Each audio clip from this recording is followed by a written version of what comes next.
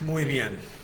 Bueno, vamos a volver al libro de Santiago, brevemente, aunque sea. El libro de Santiago,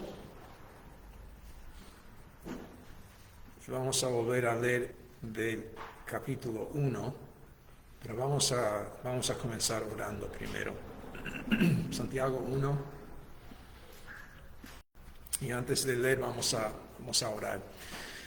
Padre, gracias que estamos juntos, gracias que nos has dado la salud para estar y has sobrado de tal forma que hemos podido llegar y estar juntos y no asumimos que siempre sea así, porque más allá de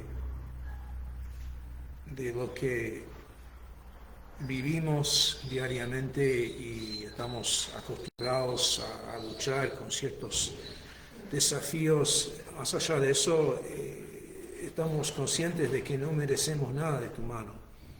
No merecemos la habilidad de levantarnos, de salir, de caminar, de respirar, de hacer aún los trabajos diarios comunes. No es derecho.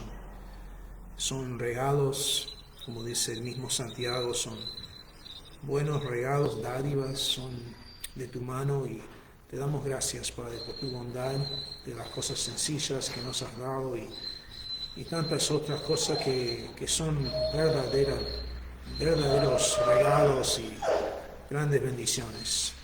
Gracias, Padre. Gracias sobre todo por la salvación.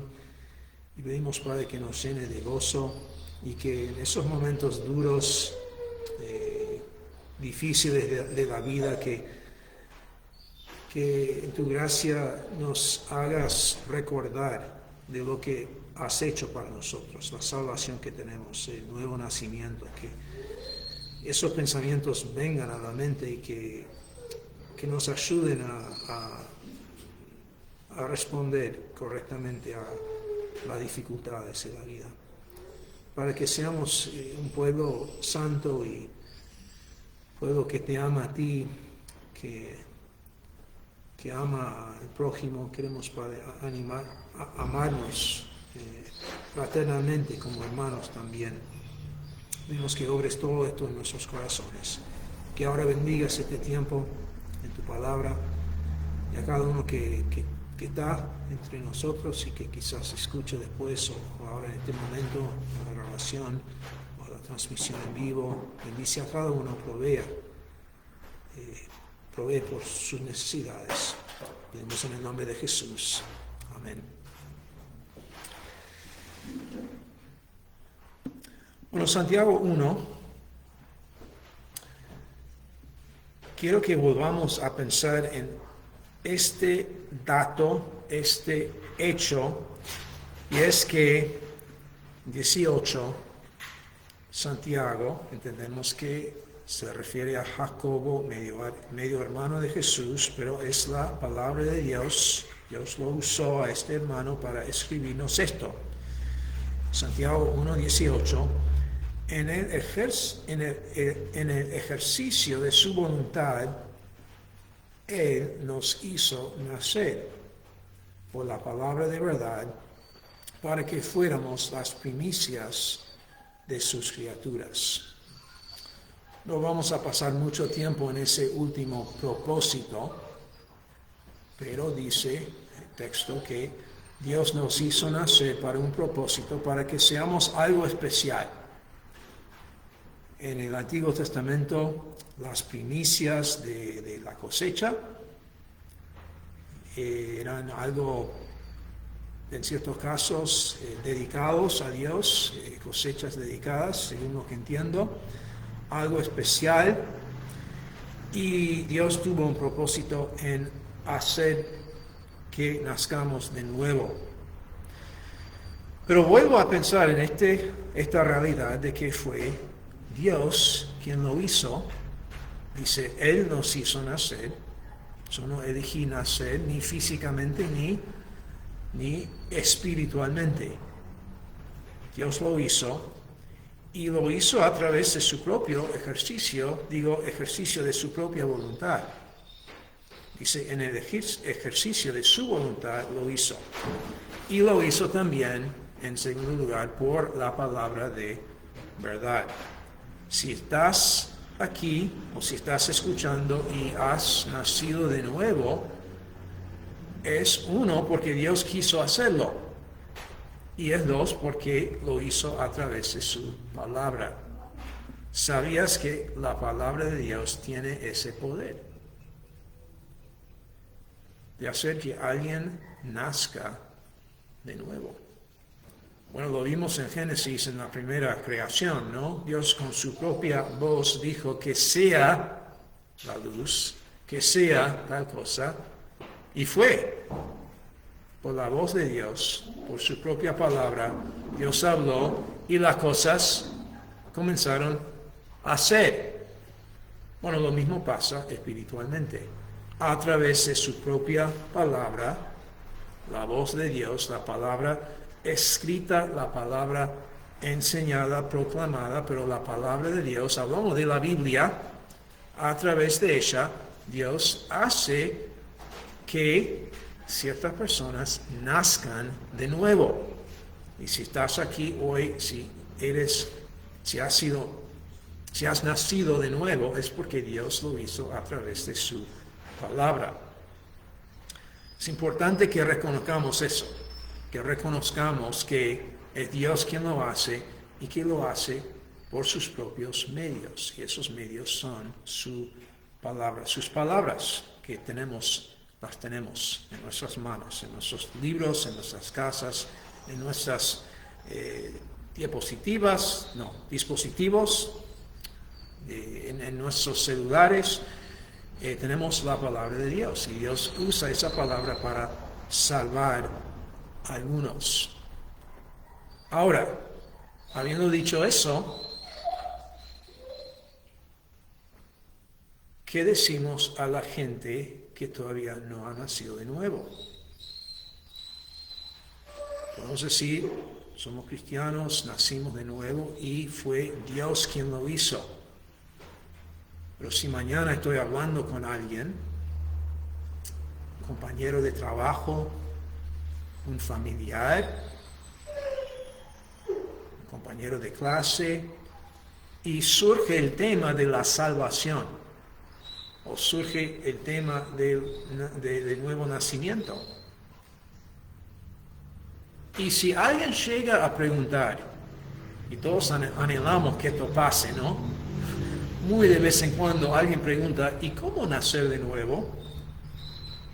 Y como cristianos respondemos como Rex cuando lo tiras una pastilla. O sea, nos enloquecemos que alguien diga, ¿cómo puedo nacer de nuevo?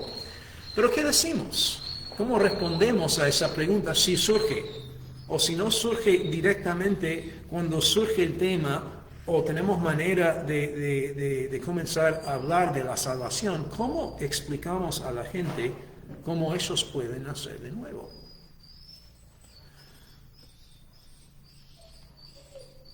¿Cómo lo hacemos? Pregunto, una posibilidad, surge el tema, alguien quiere saber cómo nacer de nuevo, abro a Santiago y digo, bueno, depende de Dios. Si Dios quiere que seas salvo, Dios te va a salvar. Santiago dice, por su propia voluntad, por la palabra, hizo nacer a algunos. Así que si quieres ser salvo, espera. Y si Dios quiere que seas salvo, serás salvo. No digo que sea así, pregunto si es eso lo que debemos decir. Vimos, ¿no es así? Que Santiago dice, Él nos hizo nacer por el ejercicio de su propia voluntad, a través de la palabra, nos hizo nacer. Y es así, fue la voluntad de Dios y Él lo hizo. Es soberano. Eso es verdad. Pero a partir de... No, por las dudas, no. La respuesta no es espera y si Dios quiere que seas salvo, serás salvo. No. Esa respuesta quizás parte de una idea correcta, que Dios es soberano y Dios hace lo que quiere hacer. Pero ¿cuál es el problema con esa respuesta? Es que en ningún lugar en la Biblia vemos que los cristianos, los discípulos, Jesús mismo, sus apóstoles, las predicaciones en Hechos, en las epístolas, nunca dice, bueno, si Dios te eligió a ser salvo, entonces vas a ser salvo. Si no te eligió a ser salvo, no vas a ser salvo. ¿Quieres ser salvo? Espera a ver si Dios te salva. La Biblia no enseña eso. Sí enseña que Dios es soberano y no debemos jugar con Dios. Él hace lo que Él quiere. Y no soy yo quien tomo la última decisión sobre mi vida o sobre nada, es Dios. Pero cuando surge la pregunta en la Biblia, ¿qué hago para ser salvo? Hay una respuesta. Y quizás no la entendemos del todo, porque Dios es soberano, pero a la misma vez el hombre es responsable a responder al Evangelio. No entendemos del todo cómo funciona todo eso. Somos finitos, somos seres humanos, pero tenemos que mantenernos con lo que la Biblia dice y tener mucho cuidado en ir más allá de lo que la Biblia dice. ¿Qué dice la Biblia? ¿Qué debemos decir mañana cuando surge la pregunta, ¿cómo nazco de nuevo? ¿Cómo uno puede ser salvo? ¿Dónde iría en la Biblia? Y esto no tiene que ser muy complicado. Incluso estas conversaciones siempre no son de 15, 20, 30 minutos. A veces surge el tema y solo hay 30 segundos. Sabemos cómo es, ¿no? Después la gente se aburre, van a otra cosa. Queremos poder explicar de manera clara cómo uno puede nacer de nuevo. Hay muchas buenas cosas que podemos decir. Ok. ¿Qué dijo Pablo cuando preguntaron cómo puede ser salvo uno? Cree en el Señor Jesús. Bien, cree en el Señor Jesús, será salvo. La palabra clave ahí, cree. Creer. Otra palabra parecida que en realidad es la misma palabra, fe. La fe. Así que con esos 30 segundos no queremos distraernos, y Dios mediante va a haber más tiempo, pero a veces no hay mucho tiempo. No queremos distraernos diciendo, bueno, es importante ir a la iglesia. ¿Es importante ir a la iglesia? Sí. ¿Ese es el Evangelio? No. No queremos incluso decir, bueno, hay que ir en el camino de Dios. Hay que ir en los caminos de Dios. ¿Hay que ir en los caminos de Dios? Sí.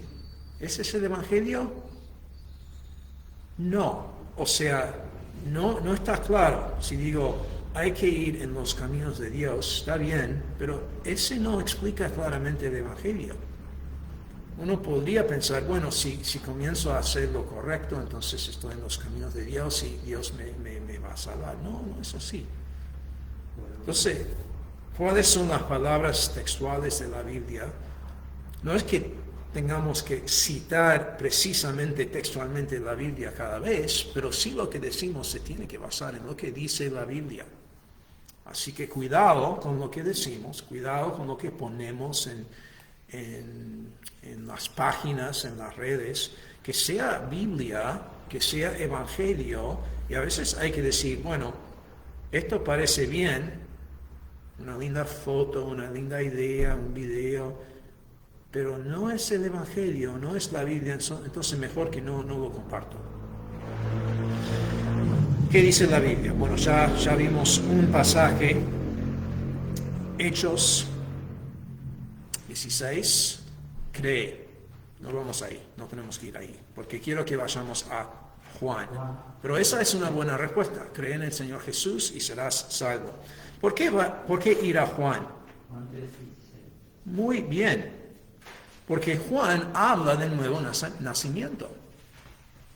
Santiago 1 dice que Dios nos hizo nacer. Estamos hablando del nuevo nacimiento. Juan también habla del nuevo nacimiento.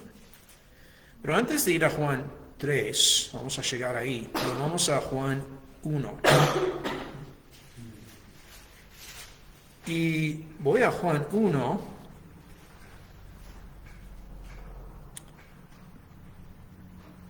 No voy a Juan 1 porque se congeló el dispositivo. Busco la Biblia. Mejor.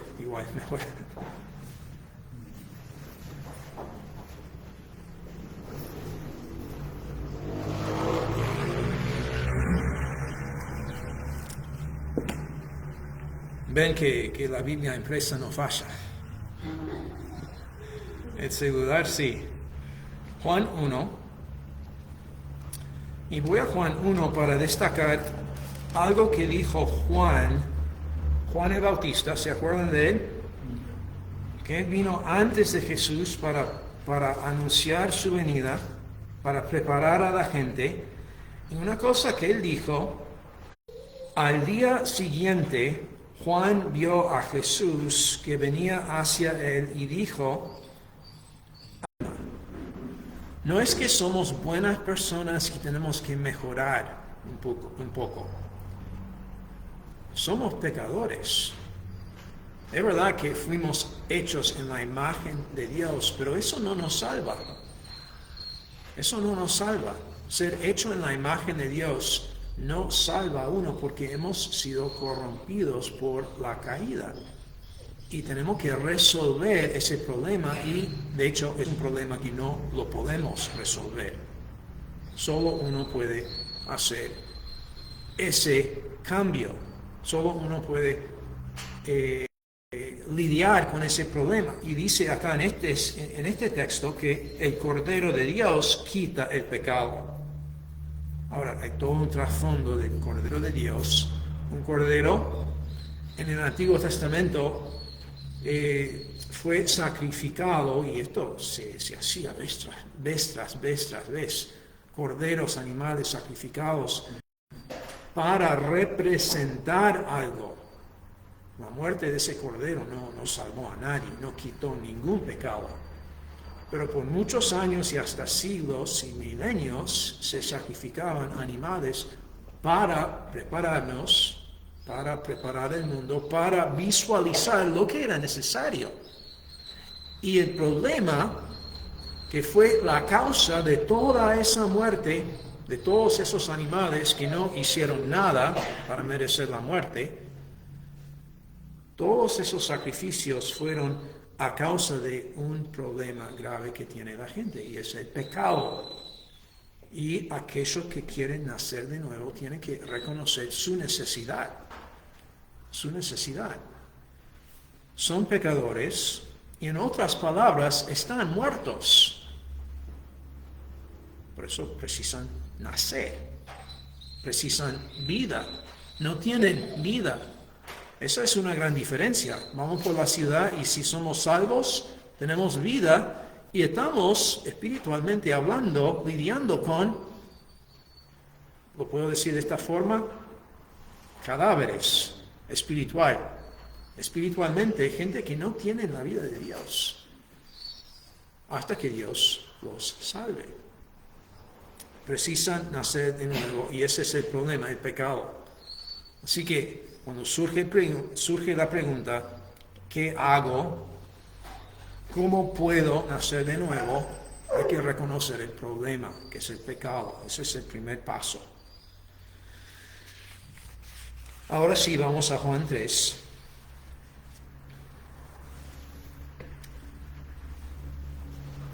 Y leemos que había un hombre de los fariseos llamado Nicodemo, prominente entre los judíos.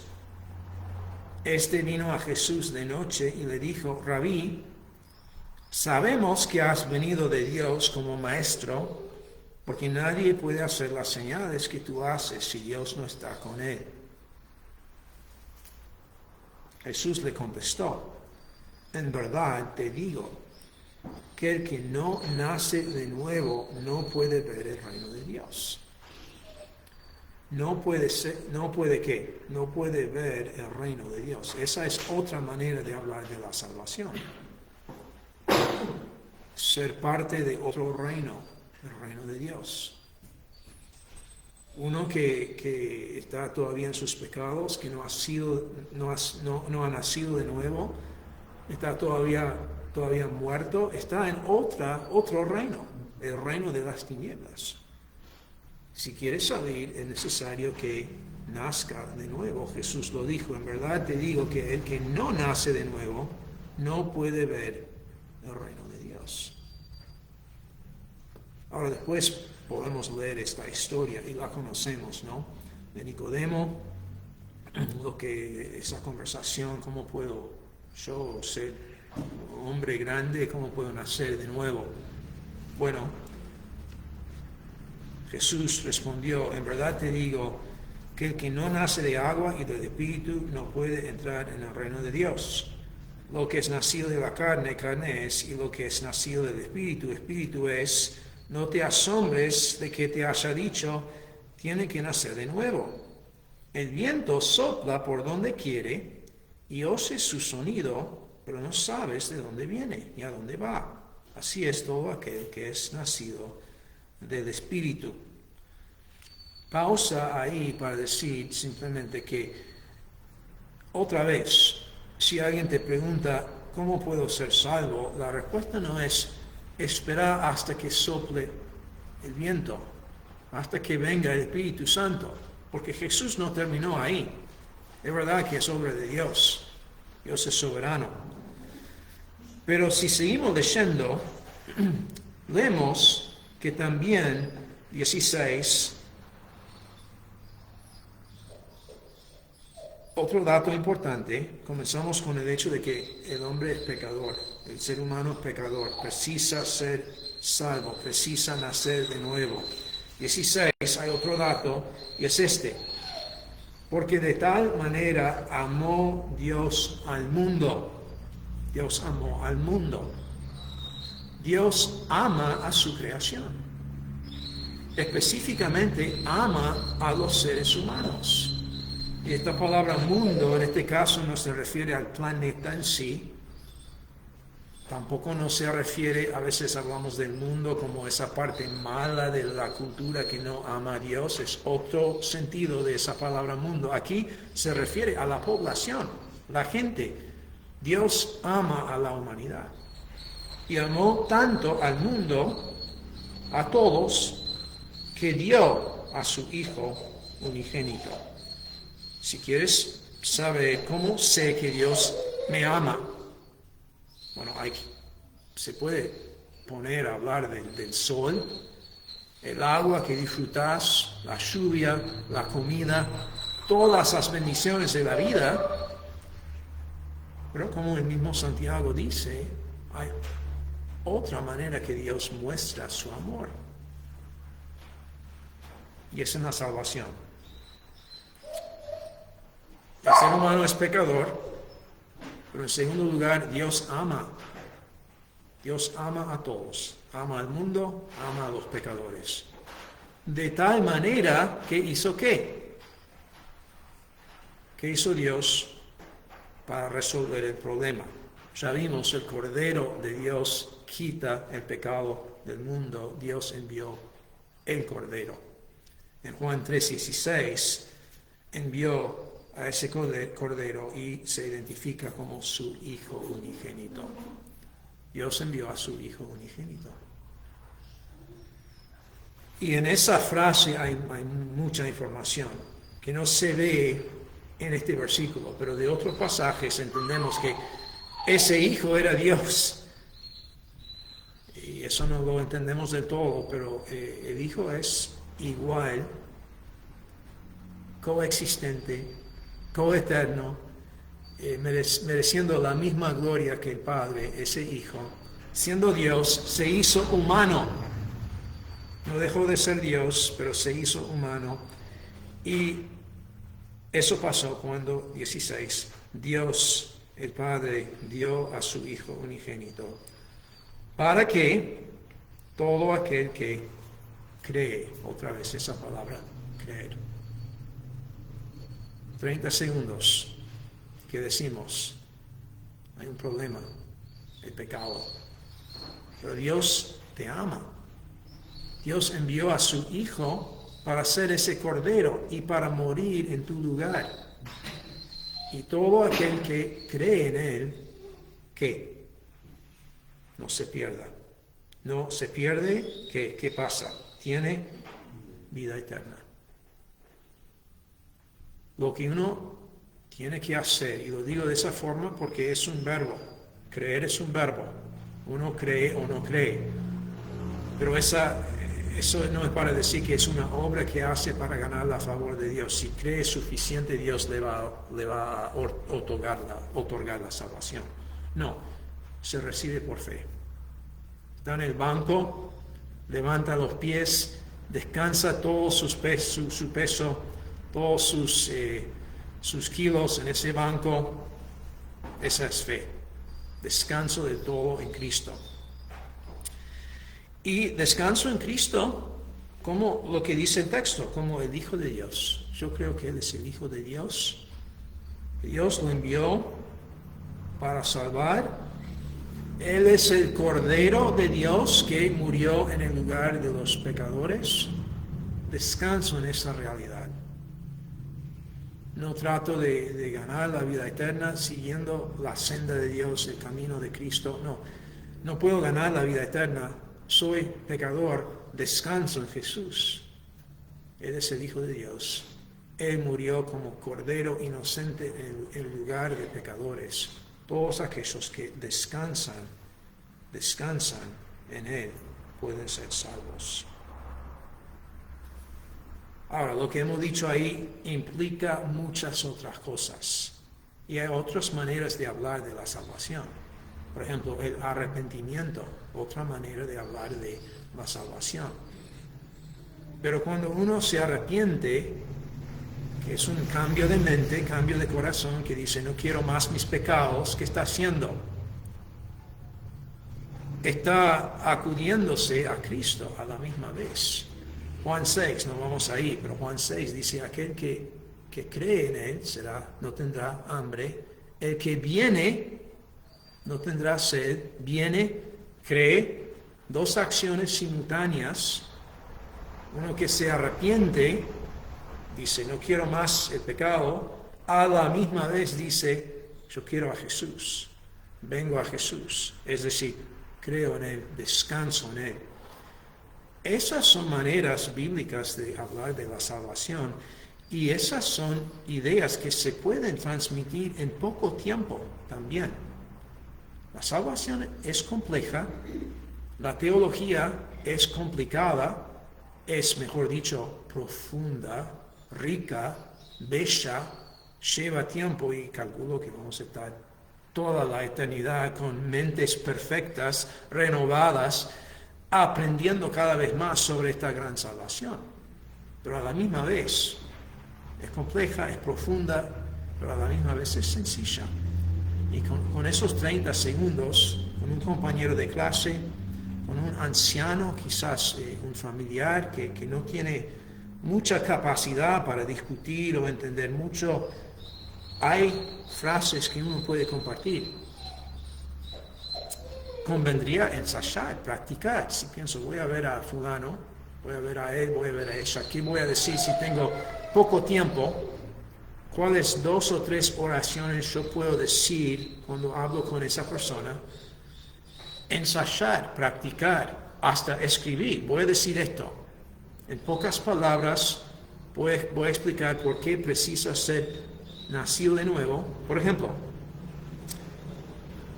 eres pecador, pero Dios te ama y hasta envió a su Hijo para morir en tu lugar.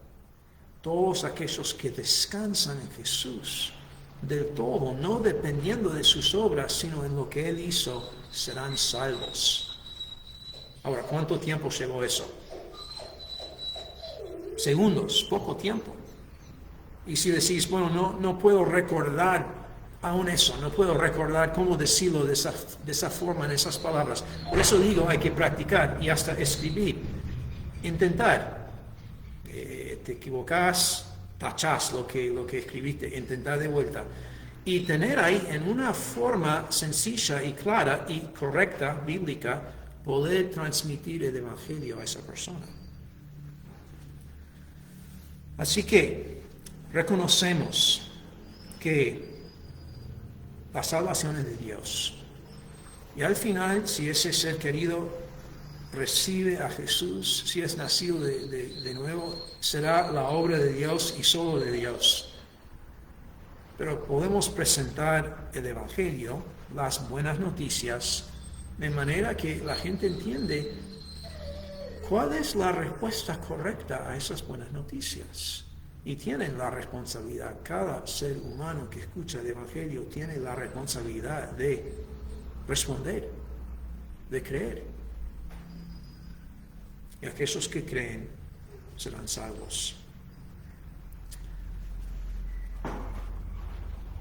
Que Dios nos ayude a poder explicar bíblicamente la salvación y cómo uno puede ser salvo. Volviendo a Santiago, nosotros que hemos sido salvos, que somos nacidos de nuevo, ¿cómo eso nos debe afectar la manera que respondemos a la vida? Bueno, ya hemos visto, ¿no?, que estamos en un contexto de la tentación. Estamos en un contexto de pruebas. Cada situación difícil es una prueba de fe para el creyente. A la misma vez puede ser una tentación, ¿no? No es que Dios tienta.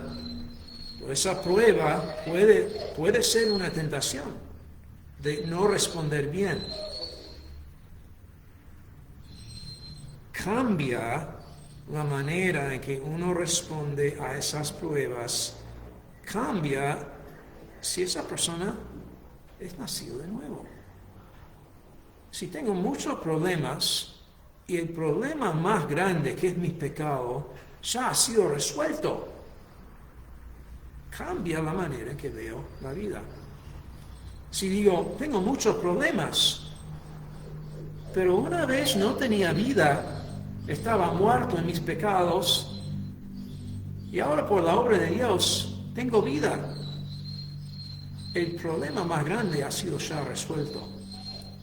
Y eso cambia la manera en que uno piensa y ayuda, versículo 12, ayuda a que seamos esa persona que persevera bajo la prueba, sabiendo que una vez que hemos sido aprobados, que es poco tiempo la vida, ya va volando, nos queda poco tiempo, y entre poco, muy poco, si somos aprobados, es decir, si seguimos por la gracia de Dios, recibiremos la vida. El Señor la ha prometido a aquellos que lo aman. Podemos seguir adelante. Dios nos ha salvado.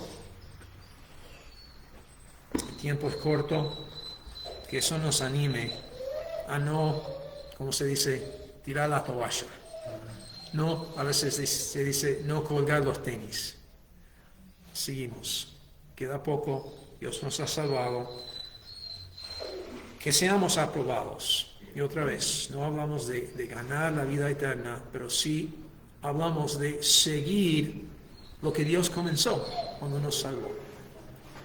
Que Dios nos ayude no solo a soportar, a aguantar la vida, sino perseverar. ¿Ven la diferencia? Es una cosa aguantar, es otra cosa perseverar, sabiendo que Dios me salvó y que hay toda una vida eterna adelante. Y Dios nos dice en otro lugar que las dificultades de esta vida no se comparan con la gloria que será revelada en nosotros. La verdad que es así. Padre, pedimos que nos animes con estas palabras, que nos ayudes a poder responder bíblicamente a las pruebas, pensando en este nuevo nacimiento, y también que nos ayudes a poder explicar claramente, sencillamente, correctamente el Evangelio con nuestros seres queridos. Que ellos también nazcan de nuevo. Sabemos que eso es lo que tú quieres. Te lo pedimos en el nombre de Jesús. Amén. Y a veces nosotros no valoramos lo que tenemos. Yo principalmente hacía